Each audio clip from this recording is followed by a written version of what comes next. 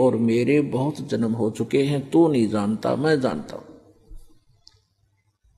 इसे सिद्ध है कि ब्रह्म ओम नाम का जाप करने वाले ब्रह्मलोक में गए, ब्रह्मलोक में के बाद भी जन्म मृत्यु में आए। और गीता ज्ञानदाता स्वयं कहता मेरे और तेरे बहुत जन्म मृत्यु हो चुकी है, तू नहीं जानता, मैं जानता।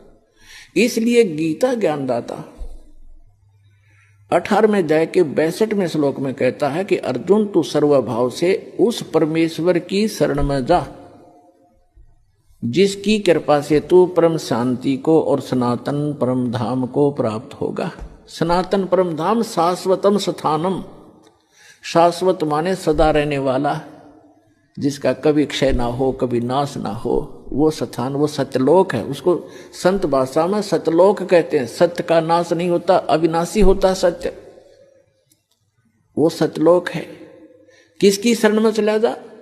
गीता अध्याय नंबर 8 के श्लोक नंबर 1 में अर्जुन ने पूछा कि हे भगवान, गीता ज्ञानदाता से कि आप जी ने 7वें गीता अध्याय नंबर 7 के और श्लोक नंबर 29 में 29 में कहा है कि जो व्यक्ति जरा और मरण से छूटने का ही प्रयत्न करते हैं, जरा माने वृद्धावस्था और मरण माने डेथ, मृत्यु, जो जरा और मरण से ही छूटने का प्रयत्न करते हैं, यानी संसार की किसी वस्तु की इच्छा नहीं रखते, ते ब्रह्म तत्विदु कर्षणम अध्यात्म अखिल च कर्मम, वो सारे अध्यात्म से और सभी कर्मों से और तत्ब्रह्म से परिचित हैं।